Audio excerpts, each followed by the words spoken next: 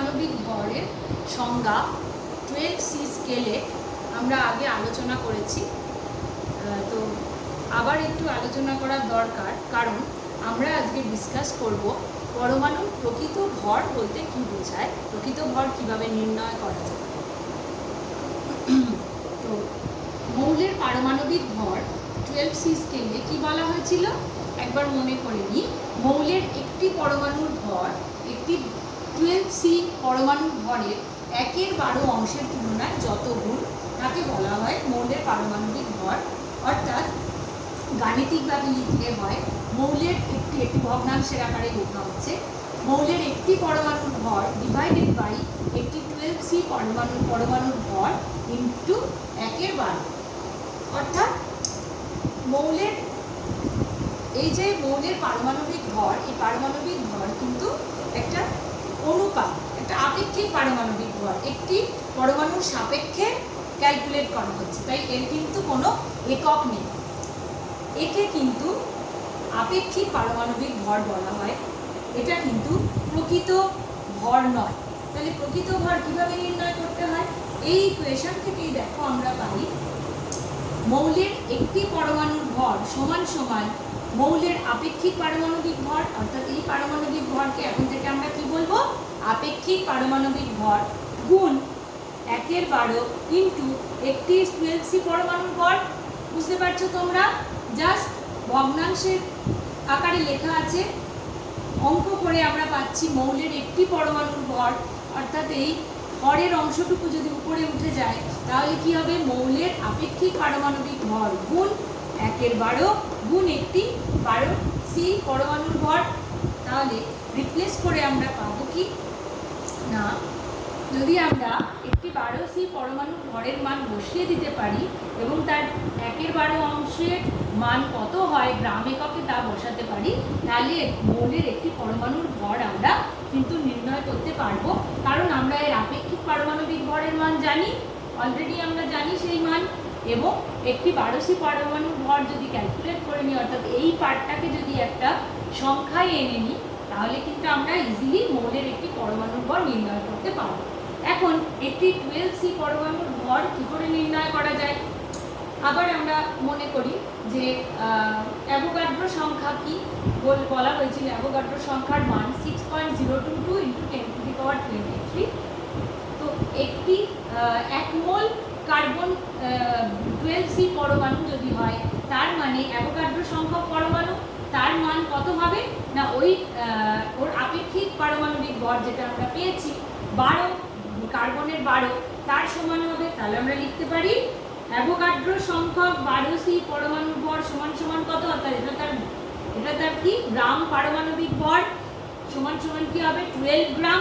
ঐকিক নিয়ম অ্যাপ্লাই করে আমরা পাচ্ছি অ্যাভোগাড্রো সংখ্যকের ভর যদি 12 গ্রাম হয়, তাহলে একটি 12C পরমাণুর ভর কত হবে? 12/6.022 × 10⁻23 গ্রাম। এখন এর 1/12 অংশ, যাকে আমরা বলবো পারমাণবিক ভর একক বা 1 AMU বা 1 U ইউনিফাইড এককে বলা হয়, সমান সমান তাহলে কি হবে? 1/12 গুণ একটি 12C পরমাণুর ভর, তার মানটা আমরা বসিয়ে দিলাম, ক্যালকুলেট করে এর মান কত পেলাম? 1.6605 × 10⁻24 গ্রাম। একে কি বলা হচ্ছে? পারমাণবিক ভর একক। পরমাণুর প্রকৃত ভর প্রকাশ করতে বিজ্ঞানীরা এই পারমাণবিক ভর এককের প্রচলন করে। একে বলা হয় 1 AMU বা অ্যাটমিক মাস ইউনিট বা পারমাণবিক ভর একক, ছোট্ট করে 1 U ইউনিফাইড একক। তাহলে তার মানটা কি? একটি কার্বন পরমাণুর 12C পরমাণুর ভরের 1/12 অংশের যে মান, তার মান হলো এটা। তাহলে এখন আবার আমরা এখানে পৌঁছে যাই, মৌলের একটি পরমাণুর ভরের এক্সপ্রেশন কি পেয়েছিলাম?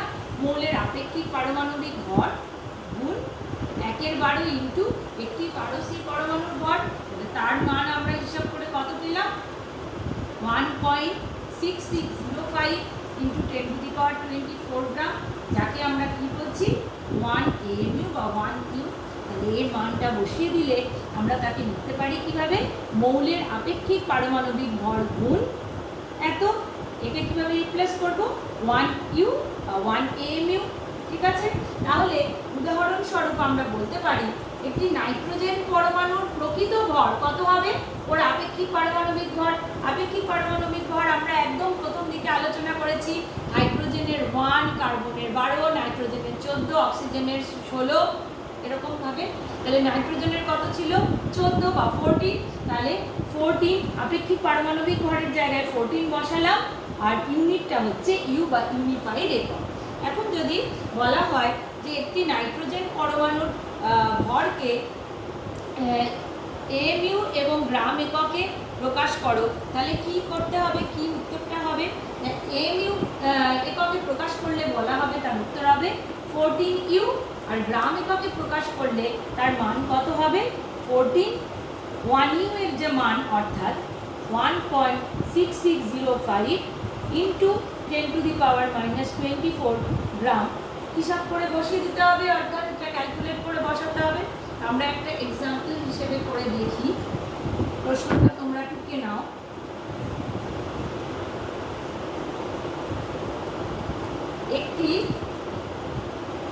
একটি অক্সিজেন পরমাণুর ভর এমইউ এবং গ্রাম এককে প্রকাশ করো। এক্সপ্রেশনটা কিরকম হবে, আপেক্ষিক পারমাণবিক ভর গুণ 1u। তাহলে এমইউ এককে কি হবে মান, আমরা জানি অক্সিজেন পরমাণুর আপেক্ষিক পারমাণবিক ভর কত ছিল 16, তাহলে 16u, আর গ্রাম এককে কি হবে 16 ইন্টু 1u এর যে মান অর্থাৎ 1.6605 ইন্টু 10⁻⁻24 গ্রাম, গুণ করে এই সংখ্যা আসে 2.6568 ইন্টু 10⁻⁻23 গ্রাম। তাহলে বোঝা গেল কোনো পরমাণুর প্রকৃত ভরকে কিন্তু আমরা দুটি স্কেলেই প্রকাশ করতে পারি। এবার অণুর ক্ষেত্র একই রকমভাবে আমরা নির্ণয় করতে পারি। এবার আমরা একটা নতুন টার্ম সম্বন্ধে জানব, সেই টার্মটি হলো ফর্মুলা মাস বা সংকেত ভর। কোন ক্ষেত্রে এই ধরনের ক্যালকুলেশন আমাদের প্রয়োজন হয়, ফর্মুলা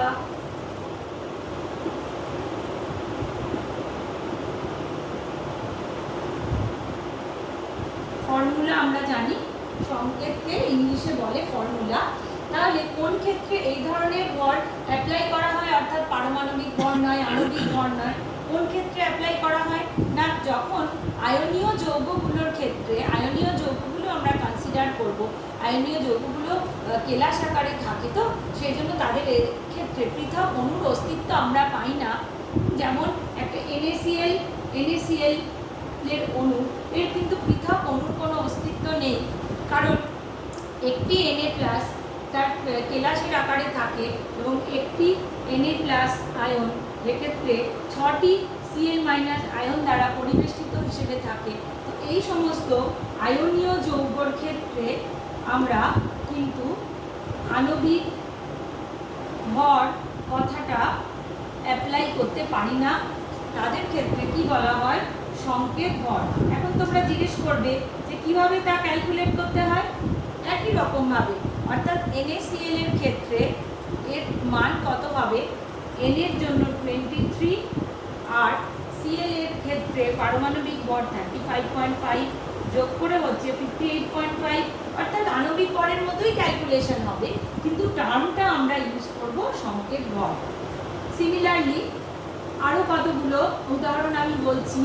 ব্লু ভিট্রিয়ালও কিন্তু একটি কেলাসের আকারে থাকে। ব্লু ভিট্রিয়াল অর্থাৎ তার ফর্মুলা কি তোমরা নিশ্চয়ই জানো, CuSO4, 5H2O। এই অণুর ক্ষেত্র কিন্তু ওইভাবে আণবিক ভর বলতে আমরা পারি না, এর ক্ষেত্রেও কিন্তু আমরা সংকেত ভর কথাটা ইউজ করব। অর্থাৎ এক্ষেত্রে তার সংকেত ভরের মান কত হবে? কপারের জন্য 63.5 প্লাস সালফার 32, 4টি অক্সিজেন প্লাস 5 ইন্টু 18 যোগ করলে এর মান দাঁড়ায় 249.5। এইভাবে যত রকম আয়নীয় যৌগ এবং কেলাসাকার যৌগ রয়েছে তার ক্ষেত্রে আমরা আণবিক ভর কথাটা বলতে পারবো না, সংকেত ভর কথাটা উল্লেখ করব এবং এভাবেই কিন্তু একই রকমভাবে নির্ণয় করতে হবে। নেক্সট ক্লাসে আমরা মোলার ভলিউম এবং সেখান থেকে রাসায়নিক গণনার দিকে কিন্তু আমরা ধীরে ধীরে পড়াটা এগিয়ে নিয়ে যাব।